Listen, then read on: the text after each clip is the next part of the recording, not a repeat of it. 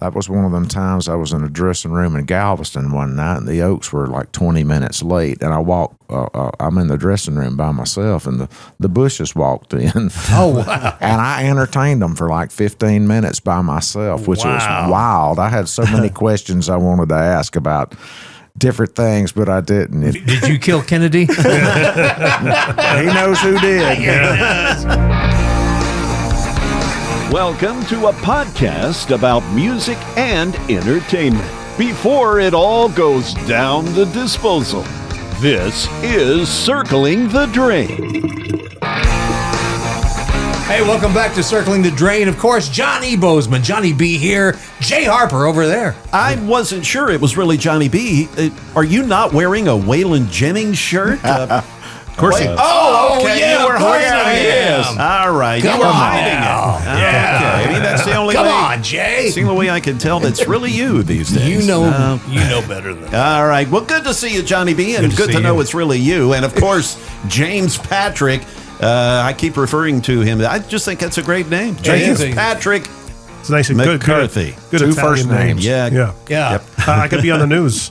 Yeah, you could. It's James Patrick for your 6 o'clock nightly nightly news. Or you could be a morning guy. James Patrick spinning the hits this morning. Yeah, almost like Or Charles. I always heard your porn name was your your first and middle name. That would make me. What would be your porn name? Mine would be Chip Terrywell.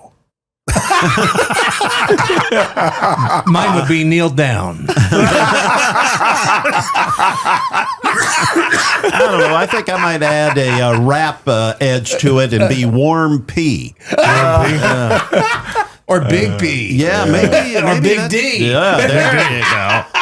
Yeah, and I don't mean Dallas. No, we don't. But before we venture off into really craziness, which we will anyway, but I've been looking forward to getting this guy on for quite a while now, but he's always working. But we found some downtime. You know this guy. He has been around for a long time. You know his father, William Lee Golden from the Oak Ridge Boys, but this cat, he is one of my favorite singers. I will go down in history saying this. He's one of my favorite entertainers.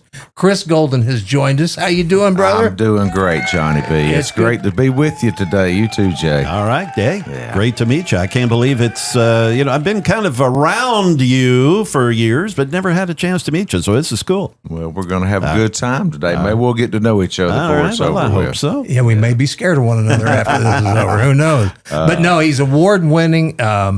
If you ever get a chance to go see Chris live, I would suggest you do so. He plays everywhere.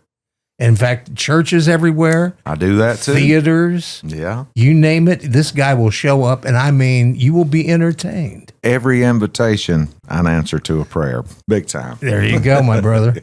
But he comes from a very, very rich musical family. Now, were you born in Alabama? I was born in Bruton, Alabama. It's a little dot on the map down there, right?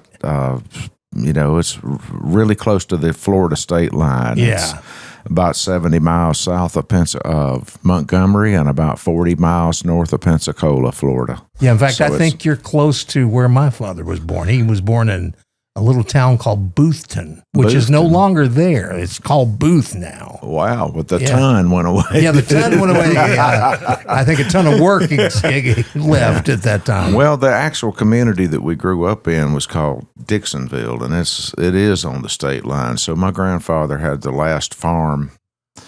Actually, it's the first farm south of the airport and the last farm in Alabama. So the end of the cotton field is Florida. Yeah. And my dad was born right there on the state line.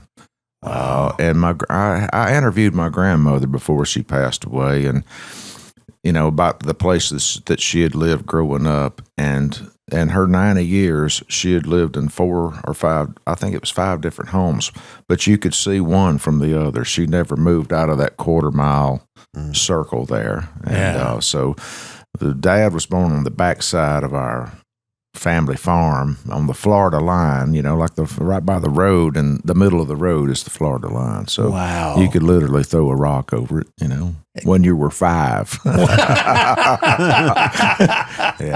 So that's where we come from. This Don't let this big city accent fool you, though. I won't let that happen. But there's something about that red Alabama clay. I mean, some great talent has come out of Alabama. Yeah. Well, down there is kind of where the white sand meets the red clay. All the creeks and stuff are just solid white sand. It's beautiful down there. So sort of where the white sand meets the red clay, and red clay roads, white sandy banks. There you go. Does your dad still have the house on, what was it, Ono Island down there? No, I think he lost that in the second divorce. Oh, did he? Happened to all of us, brother. Yeah. I hate that because that house sounded so cool. It was. In fact, I saw it from a distance. It was A-frame, real. Well, no, not that. That one was. It might have had a little bit of an A-frame to it, but it was kind of built around one big main room, kitchen, and then there's 4 bedrooms off to the sides. But like everything down there, on stilts, and a big deck out back, and he had about 150-foot pier. God, we used to go at the end and watch the dolphins come by. It was great. Tough life. Yeah. Had Kenny Stapler was a neighbor, and he'd come over sometime. The snake. Yeah. Pretty cool. Yeah. So the whole family, I mean, all of you guys seem to have followed in your dad's footsteps because your brother Rusty and you both got into music. Well, it was something that my dad and his sister got their start. Music's not something that just started with my dad. My great-grandfather, who would have been my dad's grandfather, he was a holiness preacher, and he played the fiddle, and he had a radio show called the Old Country Church Hour on WEBJ in Bruton, Alabama, and my dad and his sister Lynette, she played the mandolin, piano, and acoustic guitar, and she taught my dad how to play and sing harmonies.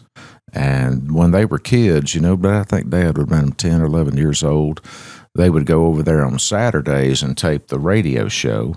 And they were featured singers on the radio show when he was just a kid. So my mama's side of the family, too, she's one of 8 brothers and sisters, and they all played instruments and sang. They all played piano, guitars. My granddaddy on my mama's side played the fiddle and the saw. You can't leave that out. When he brought that saw out at Thanksgiving and Christmas, you knew it was going to be a party then. That's when things got serious. Yes, sir. Anyhow, man, but yeah. So everything I knew about the saw, I learned. Anyway, he would bow that. He would bow the saw. I'm not kidding. But anyway, they all played instruments and sang. And so whenever they sang together, it's like, a lot of family, every family get together on both sides of my family always wound up around the piano when it was over. After the meal, they'd all get together and sing. And that's just the way it was, man. So nice. Music came pretty easy for us. But I got to say, man, I was blessed this past Monday, just a couple of days ago, of being invited to sing down at the Opry House for the Inspirational Country Music Awards. Yes, sir. And they named me their Musician of the Year. And a lot of those folks know me as a singer, but what a lot of them may not know is I play most of the instruments on the records that I do. Oh, yeah. But when I got up there, it just kind of hit me. I thought, well, man, I probably wouldn't have been standing there, first off, without the good Lord and my family. But my brother Rusty, God rest his soul, when he was a little boy, he saw the Beatles on TV. He wanted to be Ringo, so he started banging on Charlie Chip cans and pots and pans until they got him a little kit of drums and kind of a cheap kit, and to see if he would get serious with it. And before long, he was about 11 when he got a set of Rogers drums, and he got good enough to go out on the road with the Singing Rambos, which I don't know if you know Dottie Rambo. I mean, she was the most prolific songwriter, her and Bill Gaither, ever in gospel music. So he was out on the road with them when he was 13 years old. Then he, played with them for a little while, went out with the Oaks at 15 playing drums. And he saw Elton John on TV. And he said, man, I want to play piano. So he taught himself to play piano. And Boy, did he. he was playing second keys with the Oaks, but he went out with Larry Gatlin playing on his records and in concert when he was 17. So all that being said, Rusty was trying to be like Ringo and Elton. Yeah. And I was just trying to be like Rusty. I was trying to play stuff just to keep up with him. And I remember one night we were fighting over the drumsticks. He was 4 years older than me, so he usually won those deals.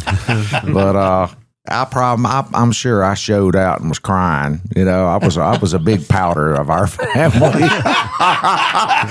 Some things never change, Johnny B. But anyway, I was pouting, and my dad took me up to the bedroom, and I thought he was going to whip me.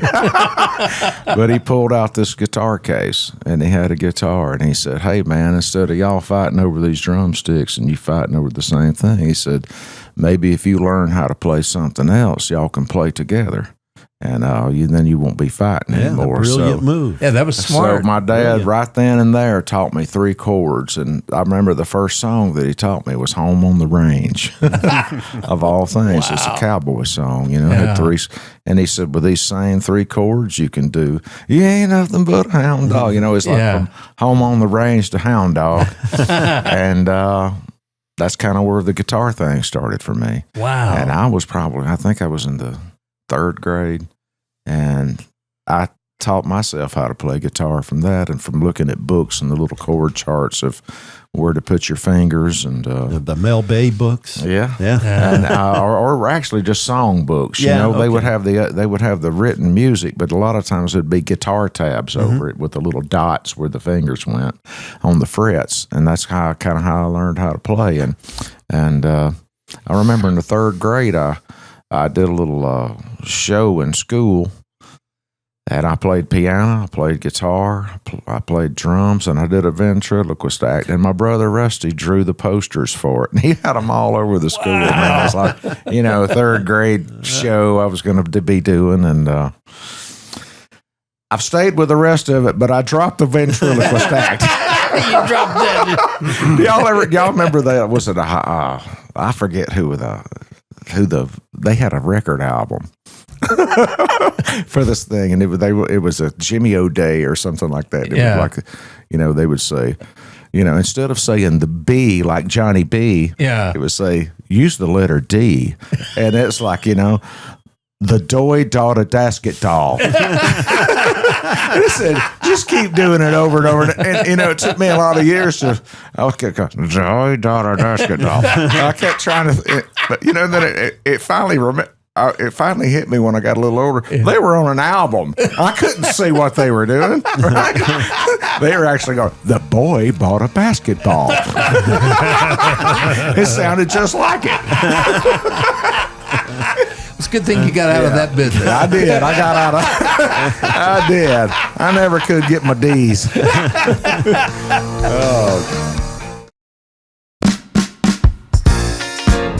I am Vinny Tavares. I'm the owner of Milltown Bikes, right in the heart of Columbia, Tennessee, on the square. And we're here to serve the community. We have bicycles from kids to adults, e-bikes, mountain bikes, road bikes. We run a repair shop. So I am the 3rd generation of this current bike shop. It's been here since the 70s. It's a historical building. It's an integral part of the downtown community in Columbia. We got customers here coming in and talking that they got their very first bike here. So the reception has been great. Everybody's been super friendly, super welcoming. A lot of the old customers that been coming here for generations now still come here. They're now my customers, and I have a huge responsibility to continue to carry that legacy and that passion forward.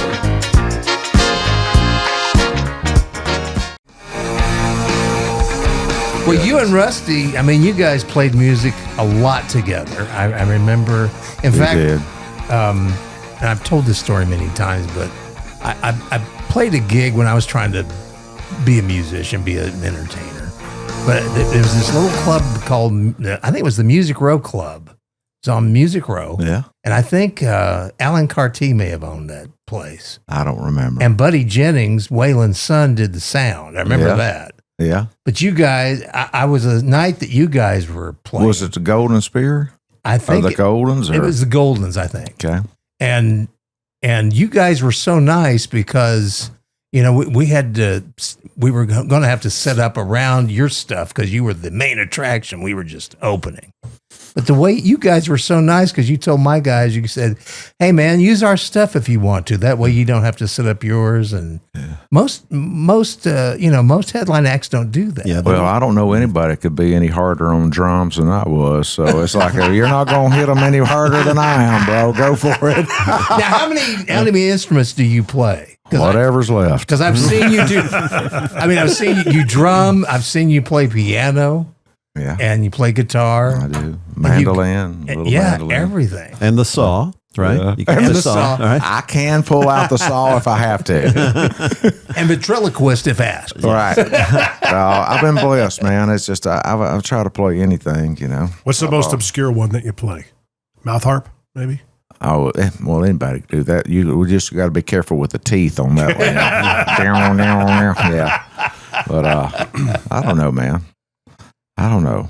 I don't play a lot of wind instruments. I do play harmonica and stuff like that. But, as far as reed instruments, I never, and, trumpets and, saxes and stuff like that. Right. So I do you never played read that. music, or are you just all Nashville number system? No, sir, I don't read, but I do know the Nashville number system. Oh, yeah, had to learn that pretty quick. Right. Yeah. But I don't read, never did learn how to, and that's what I've said it a lot of times. Only God could take a boy at flunk band in high school and say, hey, man, I'm going to make you a music guy. That is a God thing. Yeah, it is a God thing. So how did you guys, because a lot of people around Nashville, especially people that have been here for a long time, will remember Golden Spear. Well, you'd have to be here for a little while. It actually started with, when I got out of high school, it was the boys band. Yeah. And my brother Rusty, it was Greg Gordon who sang with the Imperials. He also, he sang lead with the boys band. Steve Sanders, who at one time took my dad's place with the Elvis boys, he was in that band. And my brother Rusty. And they were putting a group together, and I wound up playing drums with them for about a year and a half. They were going to take a year and a half. They were going to take about a year off, and they went out to Caribou Ranch, signed a deal with Electra Asylum Records. And back then, it was a pop album. This is before Restless Heart.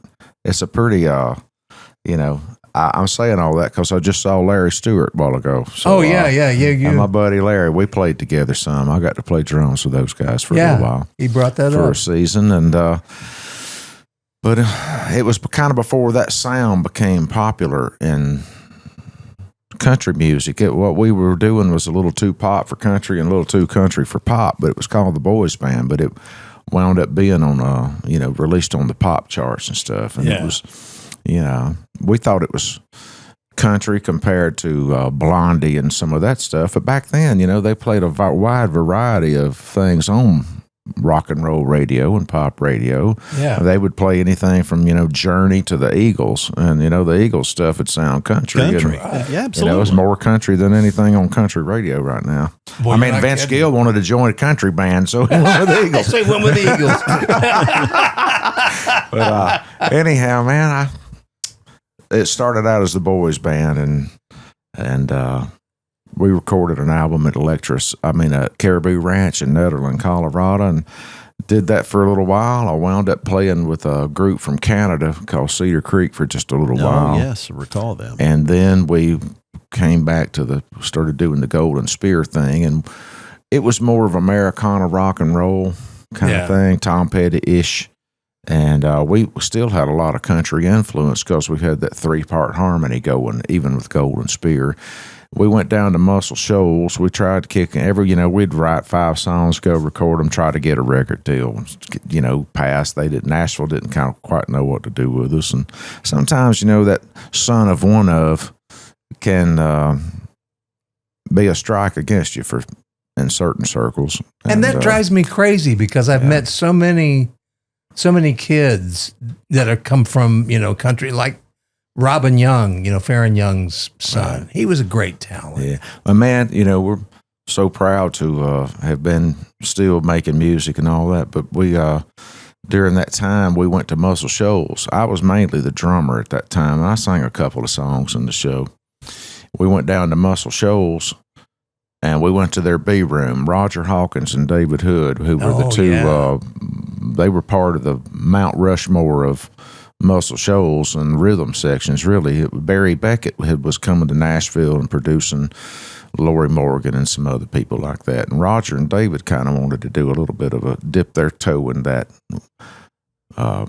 thing, that production thing for a little while. So we went down there. They sort of took us under their wing and taught us how to make records Muscle Shoals style. And that education I wouldn't take anything for, but we went down there and we had about 35 songs that we had written at that time. Wow. And we went into their B room and we just recorded everything like a live show.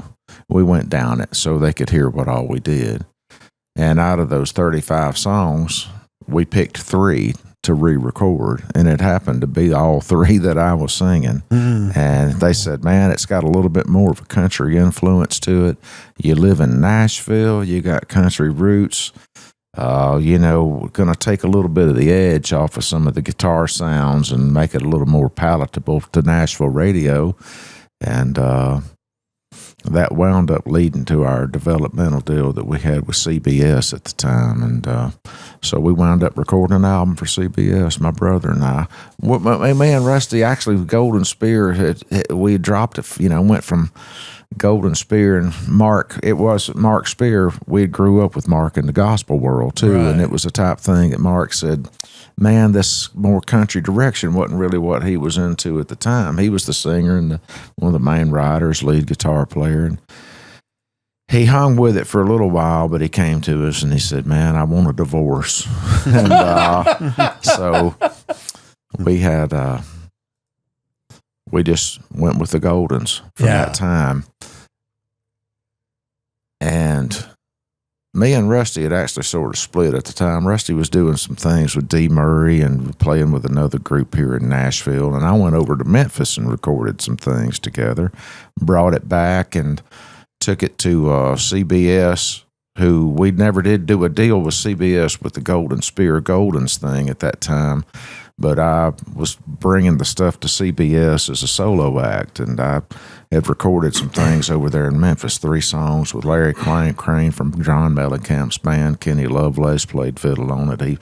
He's with the Killer, he plays guitar with him, but he's a great fiddle player. And Michael Rhodes played bass, and I played the rest, I think, between me and Larry Crane from Mellencamp's band. And brought it over there, and we got a deal that day. And they said, you know what, we've got like a dozen guys on our label right now. Would you think about doing a group? And I said, that would just kind of been 9 months ago that we sort of had a group together for 3 years. It broke up. And I said, I would not. Man, groups break up, but families for life. And I'll do a thing with my brother. Yeah. I'd love to, because he was writing some of the songs I was recording anyway. Yeah. And I said, we've been a team since birth, and families don't break up, so I'll do something with my brother.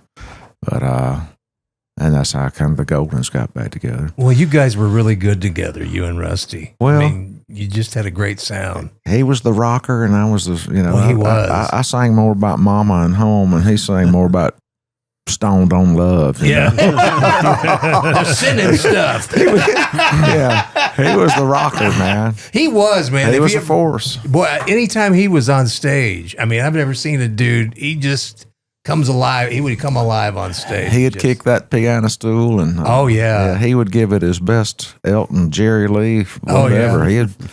He was there to put on a show. But, we all come from a long line of, look at me. Yeah.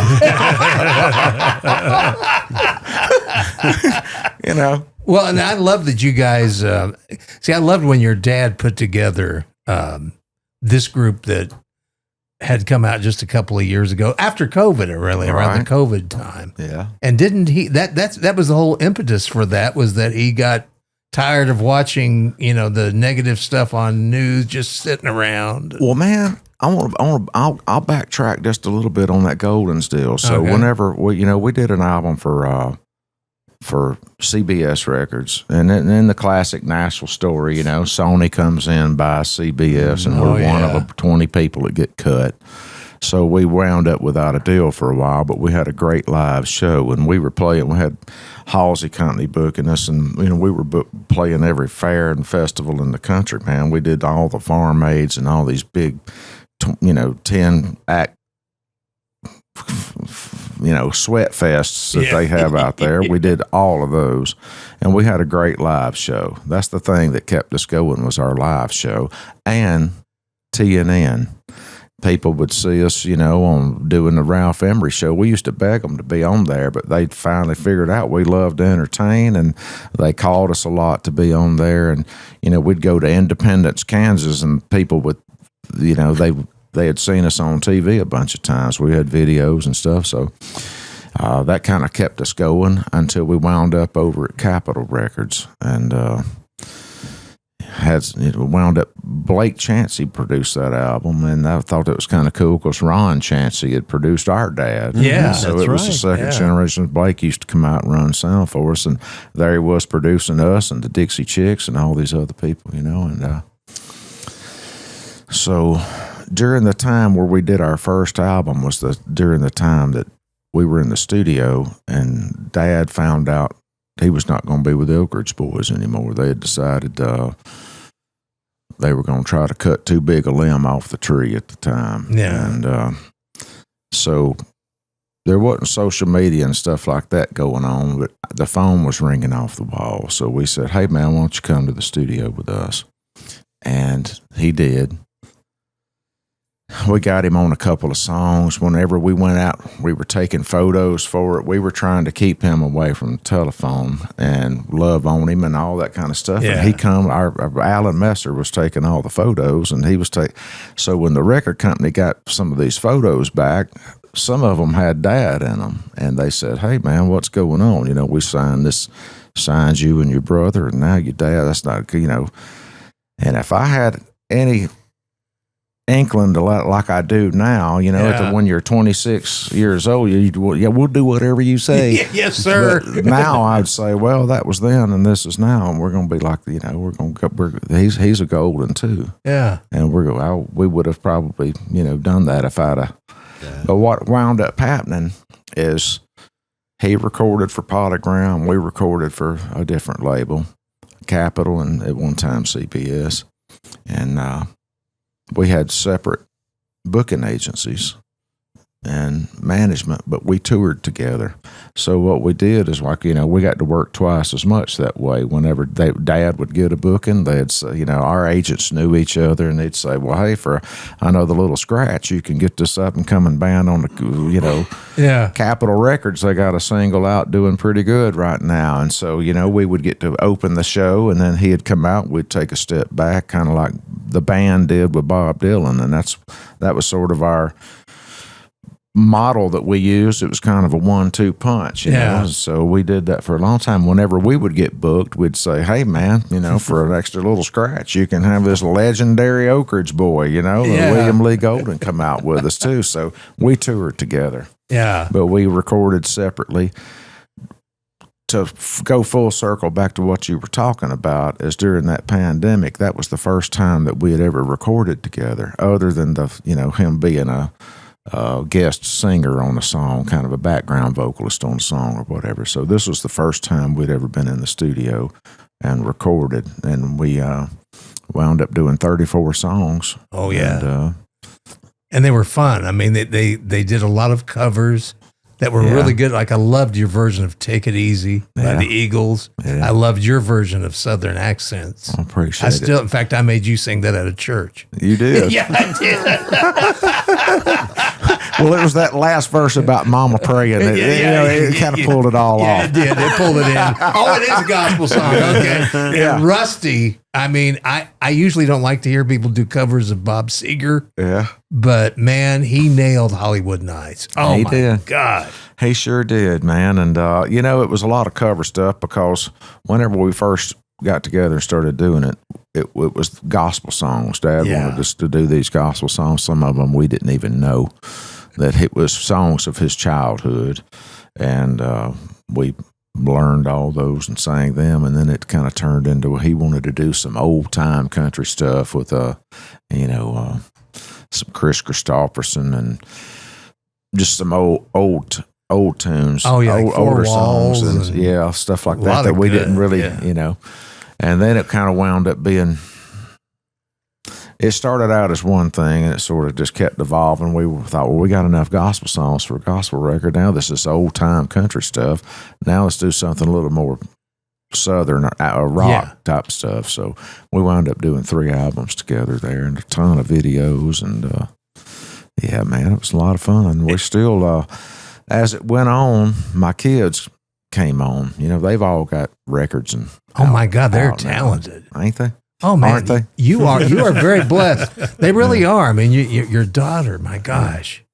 Yeah, she's great, man. Yeah, she so proud of my kids, and it's like just another generation. I always tell people, man, they passed me a long time ago. I remember when Elijah was in like the 6th grade, man. Ronnie McCory from the McCorys, he called me on the road one time. He said, I just want you to know, man, I'm pretty jaded musically, but I just saw your son singing a school play and cried like a baby. He said he has got it, man. He does. So, and he's had it for a long time, and Elizabeth's the same way. Yeah. So they passed me a long time ago.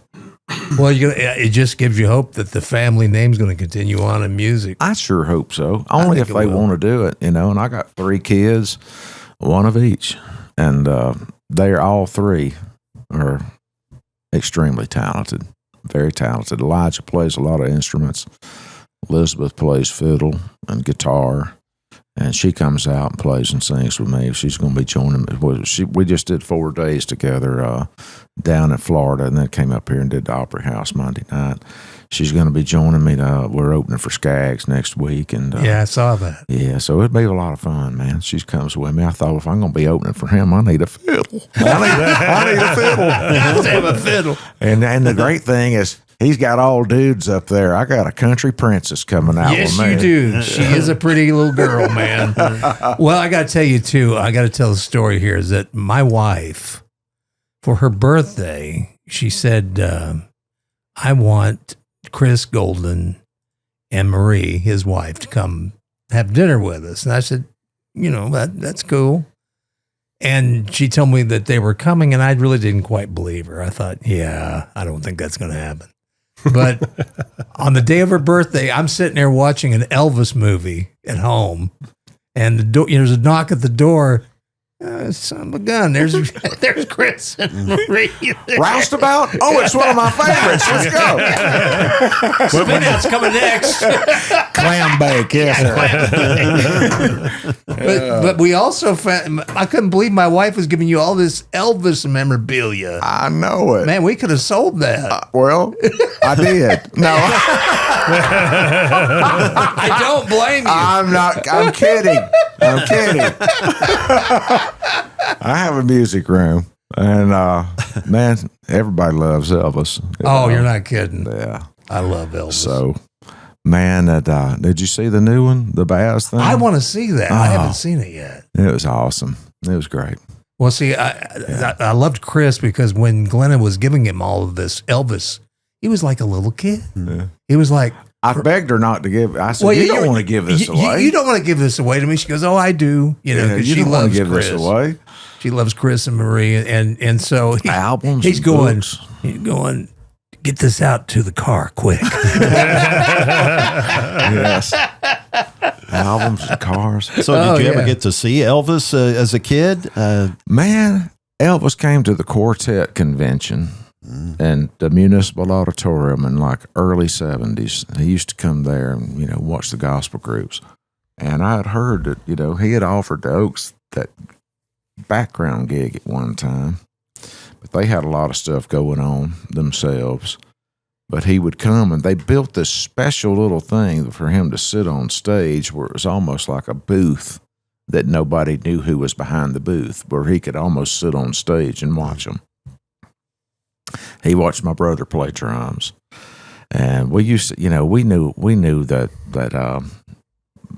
Municipal Auditorium and the War Memorial Building. We knew all the back out, we were little backstage kids, so we grew up backstage. We could get around any of them buildings and just ran amok the whole time. But I go out to the Oaks at the time. They had these "I Love the Oaks" stickers, and I was going plastering them on everything. I had a roll. I had a roll of them. Had a roll of these stickers, and I'm just going putting them on all over the hallway and everything. And I heard the crowd and I went to go get a Hershey bar, and I was a little chubbo. I heard this, Yeah. I come running in there to see what was going on with my chocolate all over my mouth, and they said Elvis just walked across the stage. It's like, oh man, I missed it. Oh man! But he was there. We were in the same building, but I didn't get to see him.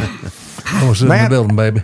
Yeah, some of my heroes during that time were like Glen Campbell and Kenny Rogers, and I remember when the first edition came to the Municipal Auditorium. We were up in the balcony. It was sold out at the time. They were huge, man. My brother Rusty he had the little fringe coat and the little, Brian Jones striped bell-bottom pants.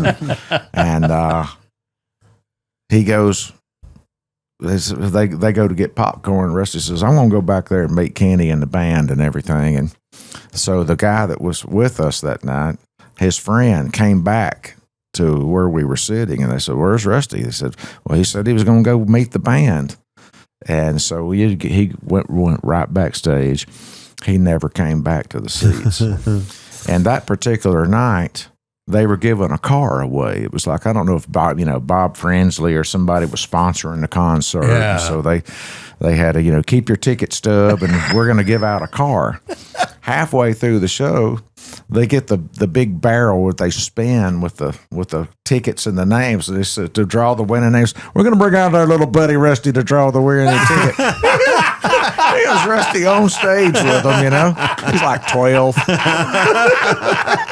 That boy was meant for He'd get around. He wasn't scared of it, man. Like, he looked like he belonged with them because he had the little hippie outfit going. It was awesome. Yeah.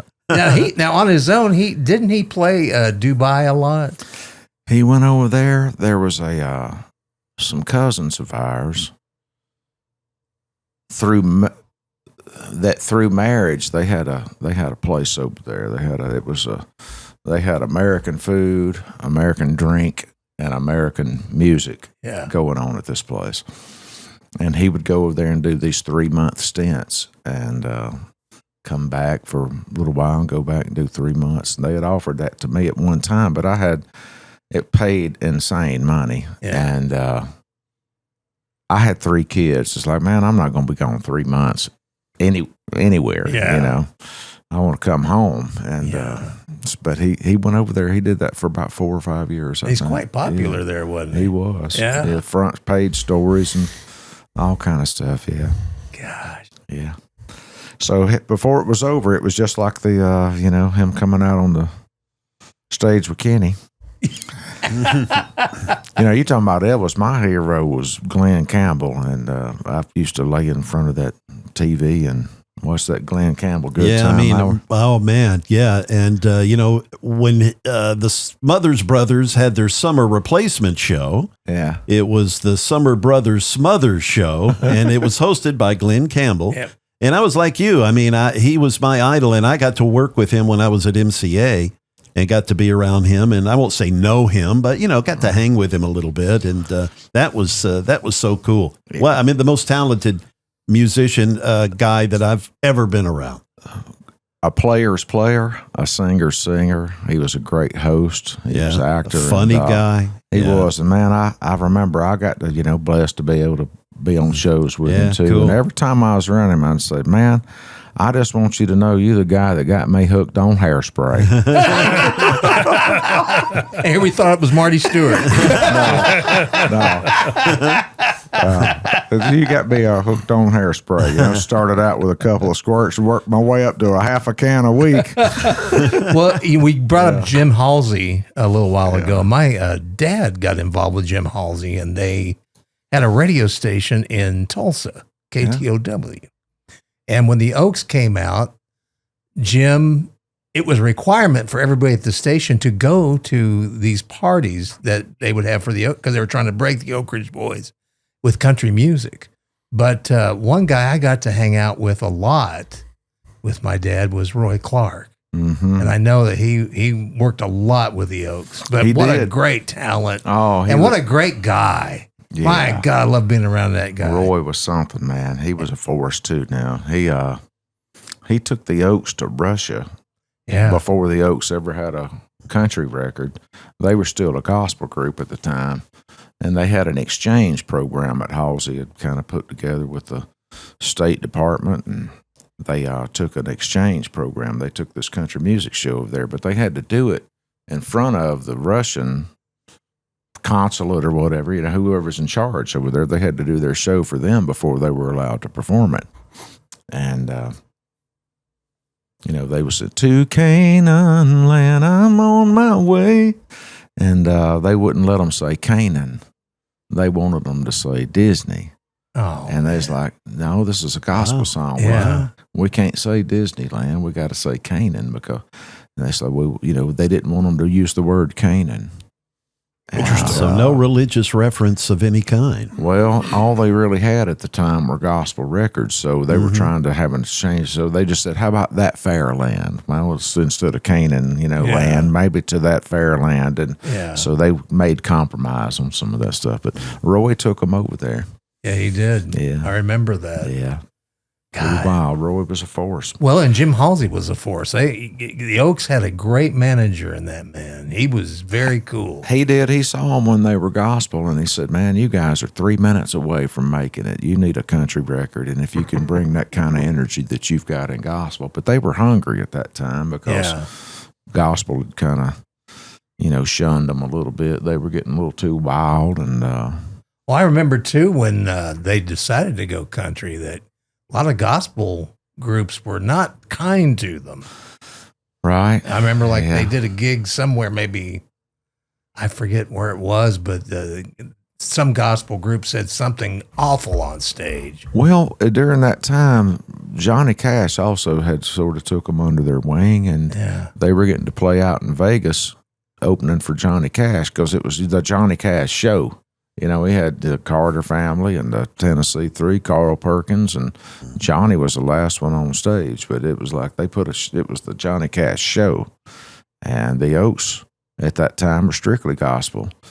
And all these people thought, well, they're playing in nightclubs. They're out there in Sin City doing that. Well, what they didn't, those narrow-minded folks didn't know that they were singing Jesus is Coming Soon on the Strip, Well, yeah, what would Jesus... Well, and two, did Jesus not hang out with the junkies, whores, and thieves? Yeah, that's how they got converted. Those who needed a physician. Exactly. Yeah. So that's tax what the Oaks collectors. Were doing. Yeah, the people that wasn't, What was it like? When did you realize you were growing up in a family that was extraordinary? When did you have that realization? Man. In that part of the country that we're from, my granddaddy was one of 13 brothers and sisters, and they are my granddaddy was an identical triplet. It was Matthew, Mark, and Luke. They were Luke was the run of the three, and I kind of knew it from them, from from my southern my farm family roots are extraordinary. Mm-hmm. People say, like Dad's a hard act to live up to or whatever. His daddy was a man's man, and he was a really hard act to live up to.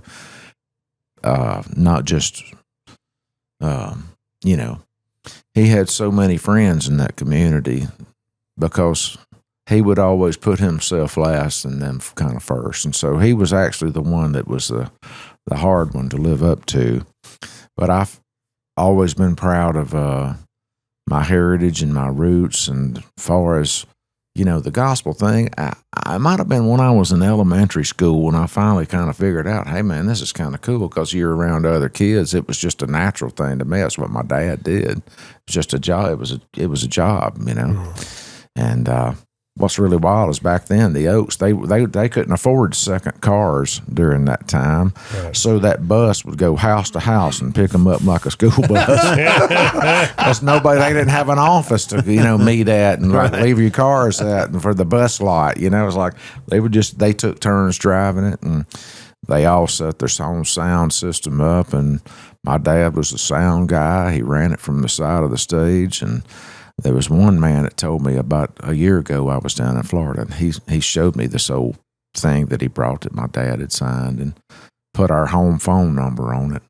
And he said the day that I saw them, that was their third show that day. They had played a high school that morning, like an assembly, trying to get them to bring their parents back for that night. And then they played a fair that afternoon and then went back to that same high school and played a show that night. Are they breaking down and setting up equipment and everything? Yeah. Oh, my gosh. Yeah.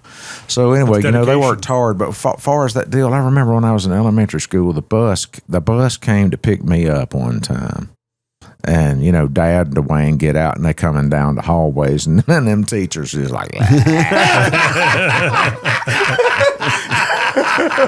thought, hey, man, they're pretty special. And I made me feel so big because, then there are all these kids on the playground. I get to wave at them while I'm getting on the bus, I'm going with these cool guys that look like gangsters, because they look like good fellas back then. Yeah, man. They did, didn't they? They always had the suits and the sunglasses and the hair and all that kind of stuff. Yeah. Man. They look like good fellas, but yeah, man, it was probably when I was in elementary school. And I knew that, the Oaks were, and they were just gospel at that time. Right. And by the time I got to high school, they started having some country success, and man, but it was always something. It was just a family business as far as that's what my dad did, Right. And pretty cool job. But I always tell people I was born the son of a paper mill worker. My dad worked at the paper mill and for about 6 years. And when me and my brothers were little, and he had dreams of singing. And my mom used to encourage him, and they'd go around seeing the different groups and stuff. And he had a little trio. My dad built his own PA. He put the wood together and put the speakers in it and the grill cloth and all that kind of thing, man. He built his own PA, and he really wanted to do that. You don't think about stuff like that, but my dad was, everybody knows him as the mountain man, but during that time, he was working at a paper mill and dreaming about singing, and he had a microphone, and they had a little trio, and they used to open shows for the Oak Ridge Boys when they'd be in that Pensacola, Florida, the Panhandle area, South Alabama and stuff. They might get to be on the same show with them, and that's how he kind of made friends with some of them and said, hey, man, if y'all ever get an opening, I'd love a shot at it. And they said, well, okay, and it wouldn't. He actually was telling them, I don't think the guy that you got in your group right now fits your image and don't want his job. Because they had a really cool guy named Gary McSpadden, and Dad loved Gary, and he thought he was cool, and because he looked like Elvis, and he did. He was a great singer too. But anyway, I know I'm just talking in circles. Hey, man, you're not talking in circles. We want to hear these stories before they circle the drain. Hey! That's right. See, it comes back to it. Yeah. Full circle, baby. Well, and with gospel music, did you ever experience the all-night gospel sing-a-thons? Yeah. Because a lot of people don't. People, when they hear this, they don't think it was an all-night. Yeah. I'm talking it was all night. Well, listen, man, I was that. You know what I remember about it more than anything? It was the first time I got to have coffee. It's like, let's get these little kids jacked up on some coffee. It's like, how much sugar and cream can I put in here? Oh, this tastes like chocolate milk. I want another one. Yeah, please hand me one more. Well, the funniest thing I ever experienced on one of these, I think it was in Hot Springs, Arkansas. But I was playing one of these. Passion Fest? Was it the Passion? It may have been. Passion Play? And I don't know if it was that or not, but it was in Hot Springs, and apparently no, that's Eureka Springs. I'm sorry. Yeah. But what was funny about this was apparently this woman had brought her husband out, and he was one of these that thought it wasn't all night. And they rarely take breaks, but they do take some breaks. And I was outside because I was already done, and I was outside talking to I think it was some of the plainsmen, and this door just flies open, and it's this couple, and she looks just like she's in heaven having the greatest time. He comes out and goes, "Ah, shit!" He said, "You didn't tell tell me it's going to be this long. Well, man, Those things were but fun. yeah, though. they used to call them sundown to sunup. They would Yeah. have a sundown to sunup. They would. Singing. You know, a lot of the times when they would get that many groups together, I think the reason that I know the reason that they did the sundown to sunup thing, because it was, you know, and they didn't have as many air conditioned buildings back then, so they were waiting for the sun to go down. Yeah, exactly. You know, they'd done under the football lights or the baseball lights. Yeah. But I had more fun. I mean, gospel groups were fun. I really enjoyed watching them perform and then hanging out with them on the When buses. I was in, I was like, I think I was about 2 weeks before I turned 15. I went and auditioned for this little gospel group. My mama was selling houses at the time, and this guy, he was singing with a gospel group. I was, my son plays piano, and so I played piano, and he sang a song. He said, "Hey, man, they called a month later and said, we're looking for a piano player. You want to come try it?" It's like, man, I was only 14 at the time.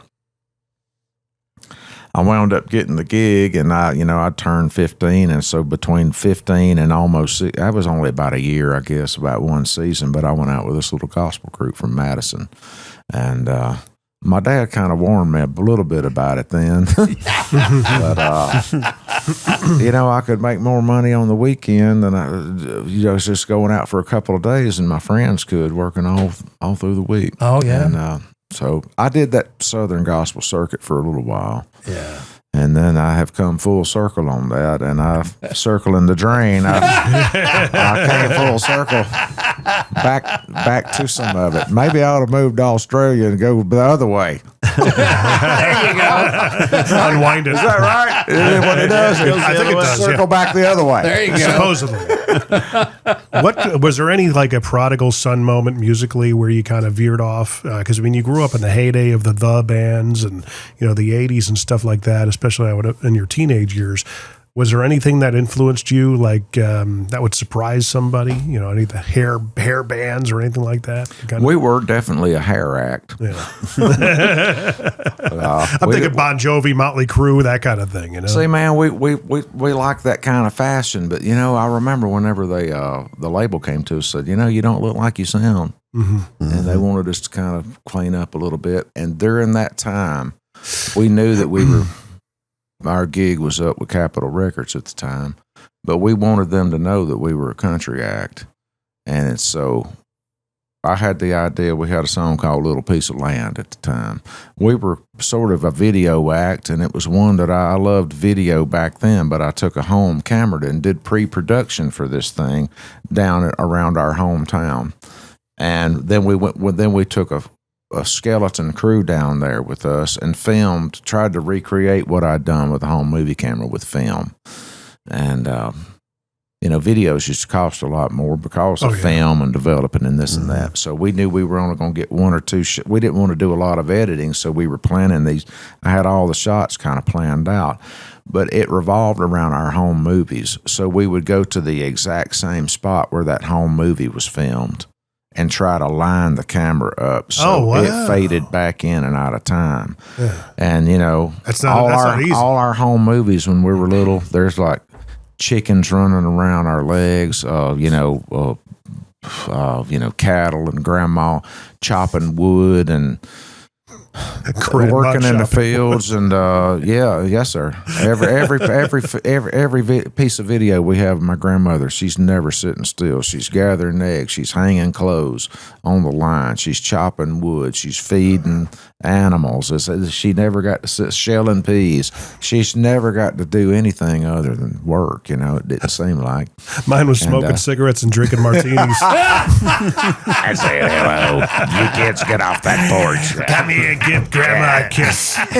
But anyway, man, it was like we wanted them to know that we were country at the time. Mm-hmm. And far as any kind of big moment during, I don't know, man, there's been a lot of great ones. What's one that really sticks out in your mind that you're like, man, that was fun? Like a file cabinet moment, and you just kind of file it away, and you're always going to remember it. He has tough questions. It is, man, because I have. Hopefully they're good questions. They are. When I felt like, what was the original? Just like, a standout moment that you're like, oh my gosh, I'm going to remember this for the rest of my life. I got to play for every president one night. Wow. Oh, wow. That was a pretty incredible thing. I was playing drums with Alabama, and we did a thing down in Texas. We had played the inauguration for our current president the first time around. We actually played the I think it was called the Chairman's Ball. It was the night before the inauguration, actually. Yeah. Steve Wynn and all these, all kind of wild people there. I've been so blessed to be around different things. Really have been blessed to be around certain circles. And, the thing is as a musician, those kind of gigs, like with Restless and Alabama and this and that, I did get to play with the Oak Ridge Boys for 17 years, but those other groups don't hire you because of who your dad is. You got to be able to play to be able to play and sing with them. So I was proud of that, being able to do that. But we did a thing out in Texas called One America Appeal, and there I was, man. I had this little snare drum that my brother found on the side of the road when we were kids. My mama was driving. My brother says, I just saw a suitcase on the side of the road. We turn around and go get it. It was between Hendersonville and White House at the time, I remember.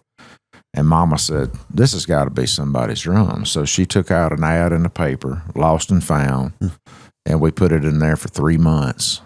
This drum, just described it, what kind it was, what color it was, where it was found, what was in the case. And that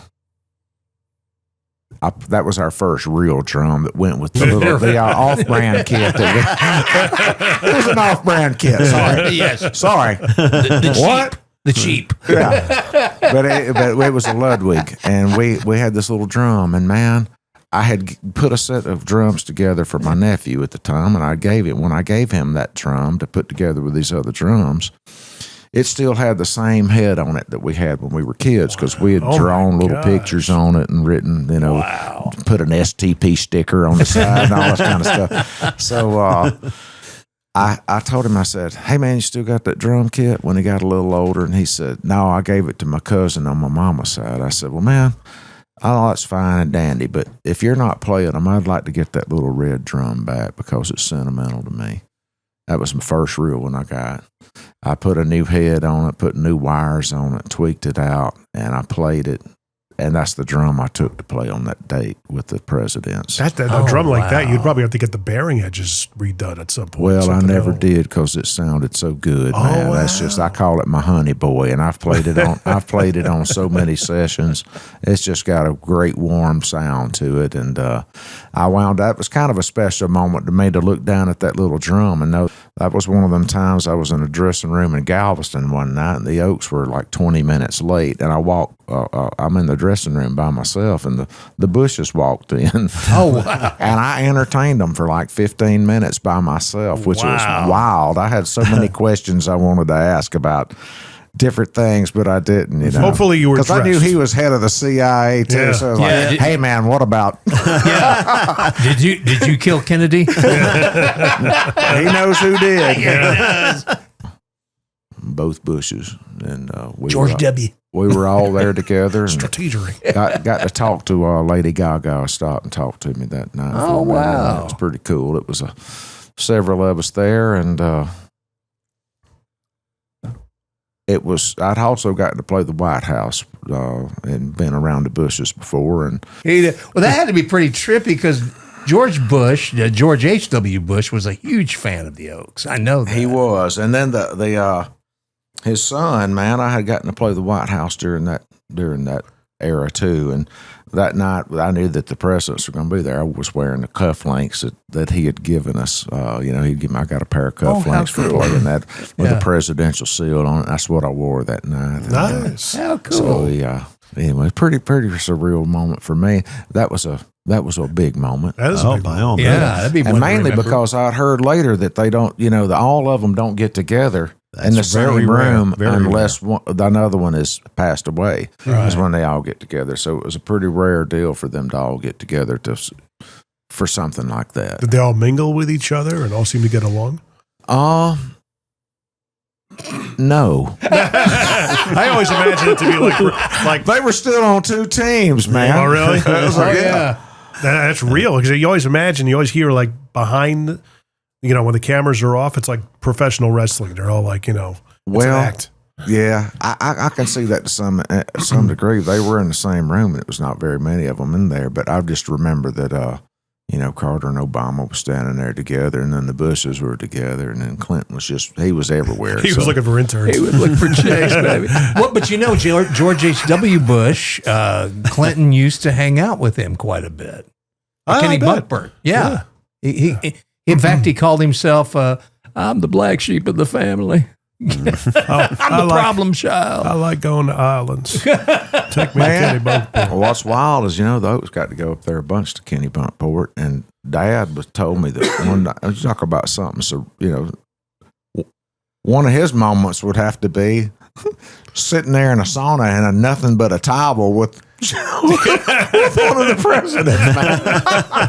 So, it's like, how do you approach conversation? You're like, yeah. Well, this water's cold, isn't it? It's a little nipple out. Yes, sir. You like sausage? Gladiator movies. Yeah.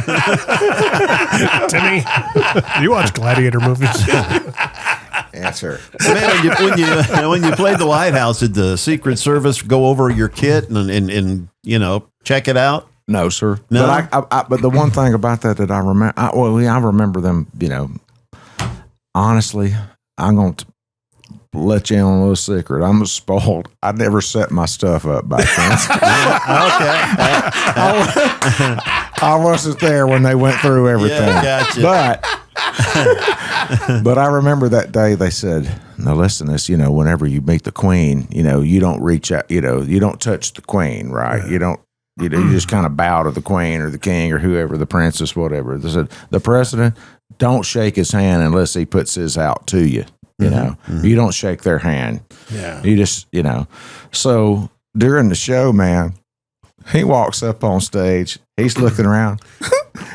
I know we're on a podcast. I don't know if these cameras work, but as soon as he looked at me and he kind of nodded like that, my arm just went boom.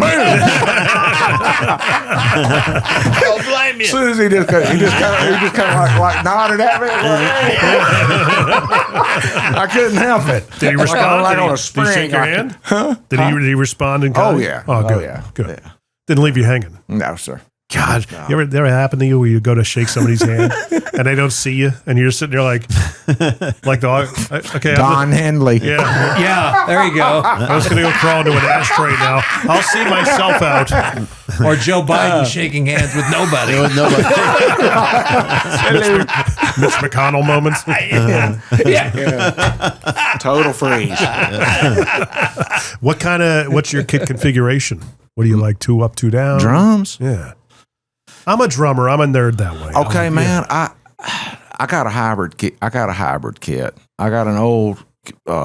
It would be considered Master Series now, but it was a Pearl Custom Shop at the time. I wanted 10 by 10, 12 by 12, 14, 14, 16, Square 16. sizes. Look at you. 22, 22. So my kick is pretty. 22. Oh my Yeah, God. it's like it's a pretty deep kick. That's so a deep kick. That's Alex Van Halen's size kick. That's my shells, right? Oh my gosh, 22 by That's 22. my shells. I got DW hardware, Ludwig and Rogers snare drums. I got a Sabian ride. I got Meinl crashes. I got Zildjian hats. I got a Really? Yamaha stool. And that's just total hybrid kit. So Basically, you're advertising to everybody, especially the cymbal manufacturers. I am for sale. I mean an endorsement. I was not endorsed by anybody. I always went with what sounded best. As far as like the Zildjian cymbals, I love Zildjians, man, and but I love that Sabian ride. It just sounded great to me, and I'd have to hear, people.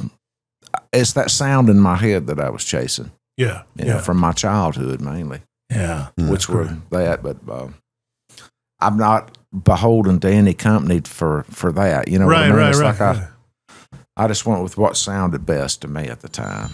Maybe you get endorsements from all of them. The cymbals are the ones that you got to watch, man. Those are you could freaking thousands. The cymbals outweigh the price the drums sometimes, most of the time.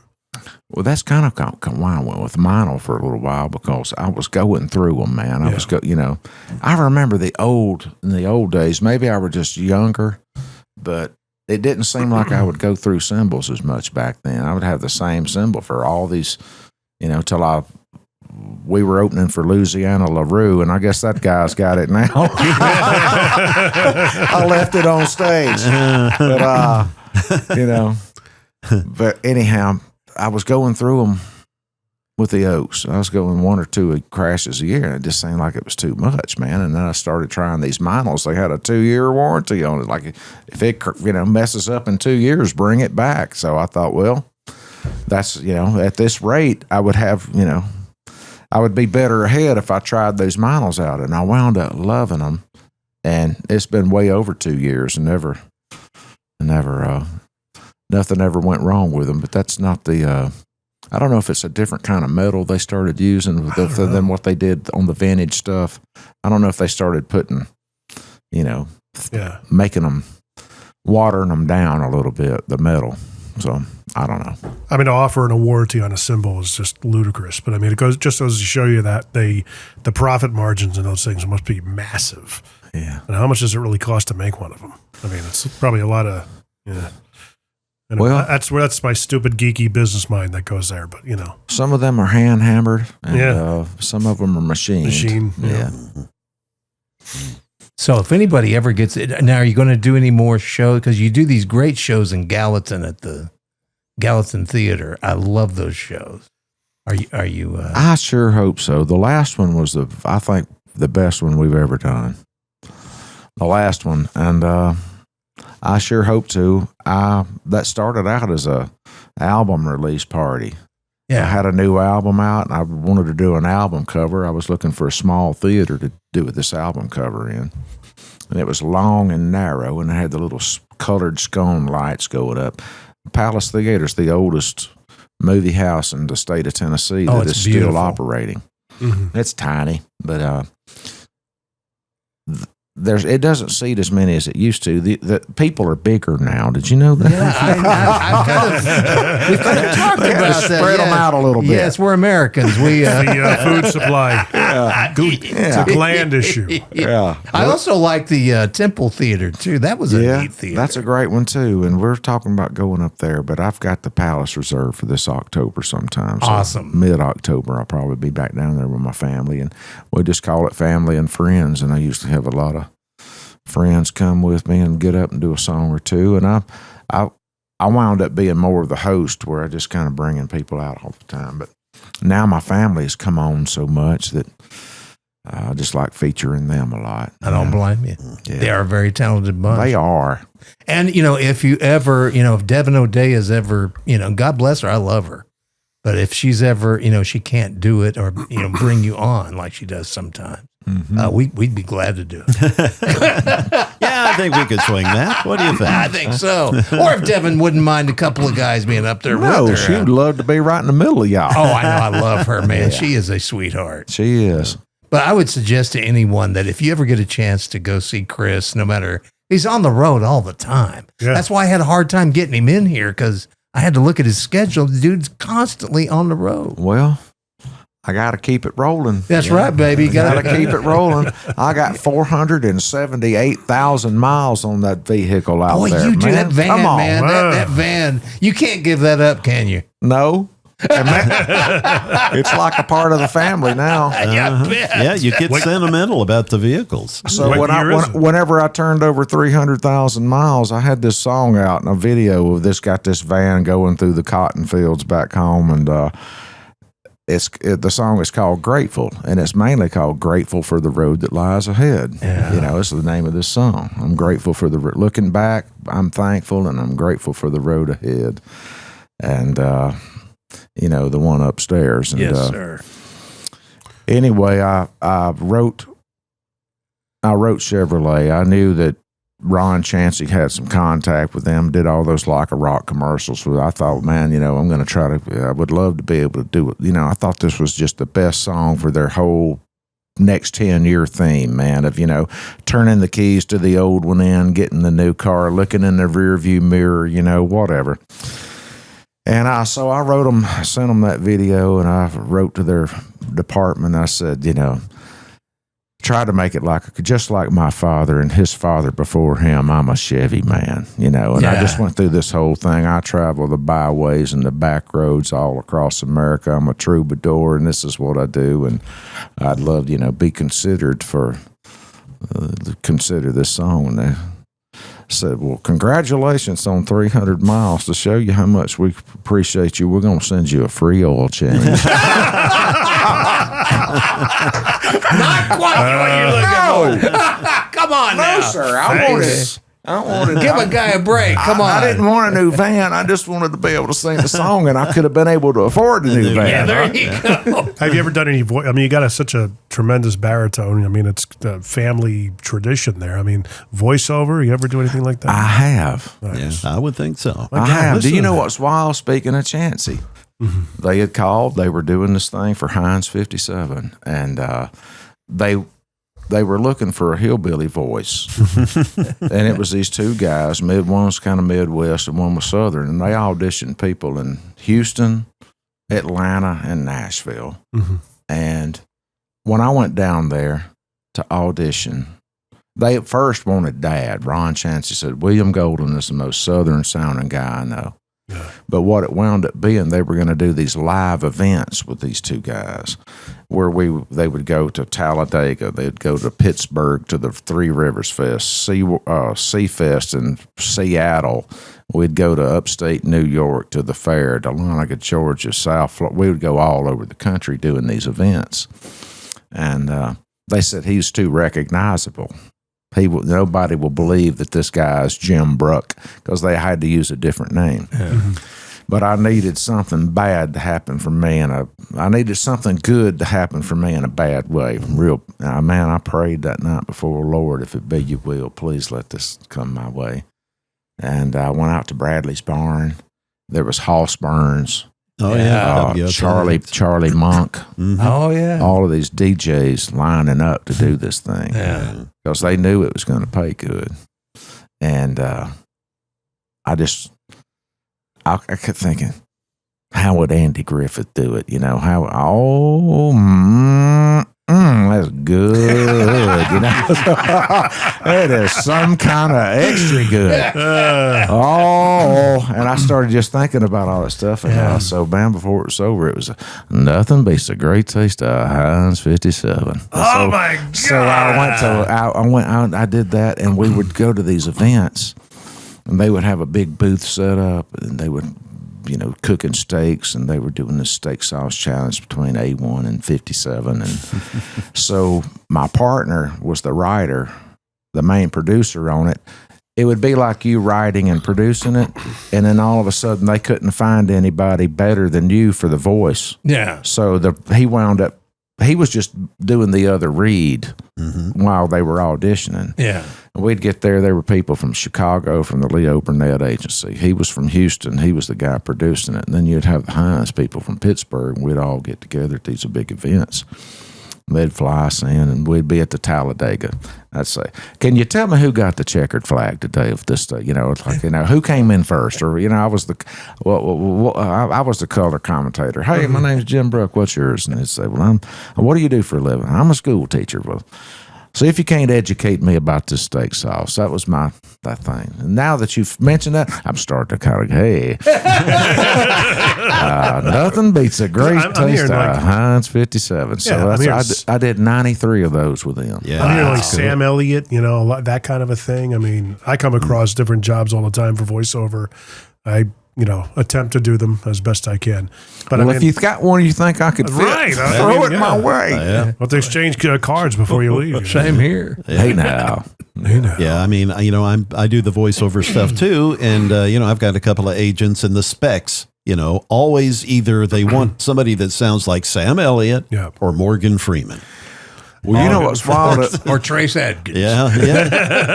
There is a Sam Elliott sound-alike out there. Yeah, I did this one, Devin called me about and said, "Hey, this electric company's looking for it, and it could be a pretty big deal." And I learned the script and they produced it for me while we were on. The guy was on Zoom while I was recording it. Sure. Yeah. Oh, wow. And he said, "Man, can you slow it down just a little bit? Can you get any lower?" So it was her. I had told him, I said, "Man, if we could do it at like 8 a.m, I'm good to go." So I was kind of, and I had done this script, and I didn't get it. But I was sitting there watching the Super Bowl, and I hear that commercial. I was like, "Oh, I man. know. Yeah, that happens. Boy, that happens to me too. It's like I auditioned for that, and they'll say, we want non-announcer. That's the thing, non-announcer. And then you hear you see the final spot, and the guy sounds like that. Yeah. It's like, wait a minute, what the hell? Yeah. Yeah. We call them pukers. Yeah, I know. Yeah, Well, this one, I think they wound up getting the Sam Elliott sounded like, because it was like, sounded just like him. Can you pull off a Morgan Freeman? Morgan Freeman got to sound like an old man. No. Man, I pretty much got one gear, and that's just me. That's a good gear to have. That's it, man. Just be yourself. So if they need a hillbilly, I'm your guy. I'm your boy. If you need a So many applications. Yeah. So many applications. Well, Tractor supply and tell your dad too that he needs to get the Goldens, William Lee and the Goldens, back on the gig circuit, and we need to see more shows. Tell him Johnny B said that. If he doesn't do it, I'm gonna come visit him. I hit on it. We took some photos a couple of days ago, and he got in some of them. We were doing some with the kids, and so. Because we go out and play and sing. I had just done some solo shots. They do solo things themselves. So we were doing a big photo shoot. They were going to be in some by themselves, some with me. And then it's like Dad was there, and we got him on it. And I just said, "Man, we sure miss getting to do all that. I wish we could do it some more." I said, "I know these kids would sure have fun with it." And he said, "Well, I'd sure enjoy it too. I'm sure, So... Well, and you got Michael Sykes. He can play. We're hopeful that we'll get some more things going there. Well, I hope so, man. Yeah. But I hope everybody will check out your site. You can ChrisGolden.net. I'm pretty easy to find, man. Yes, you are. On all the socials, and Chris Golden Music, ChrisGolden.net. And I'm out there on bands in town if you want to keep up with where I'm coming and how we're going. Yeah, and go out and see him, because I'm telling you will enjoy it. This guy is a great entertainer. He's a great singer. Got a brand new album coming here in about 3 weeks. It's called A Better Man, and or Better Man. I wrote about half of them on it this time. Got one called Where My People Are that I'm really excited about. And it's just, I know I sing a lot of songs about home and all, but it's about where my people are waiting. And, and the third verse makes it to heaven. So that's where my people are, and that's where I want to go. The further I get away, the more I want to get where they are, Oh, exactly. And I have to tell you, your song Home, man, that helped me so much when I was going through a rough patch. Well. And it, no songs ever made me cry, but that one did. It got to me, yeah. It was really good. Well, man. We all hit them little patches, and look at you now. Yeah, look at me now. Well,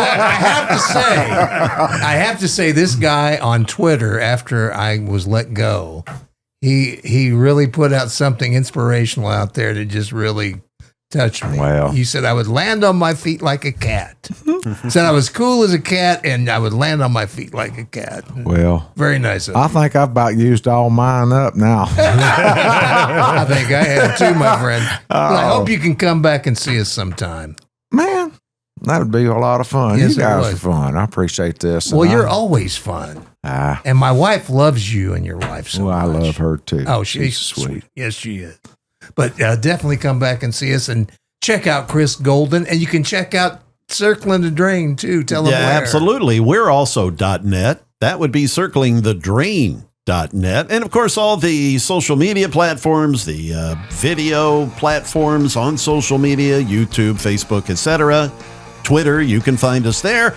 And of course, you can also find us on all of the audio platforms, Apple Podcasts, etc. Thank you, Brother Jay. Yes, sir. And Brother Jim. Yeah. Well, I'll be back again. Join us here for Circling the Drain.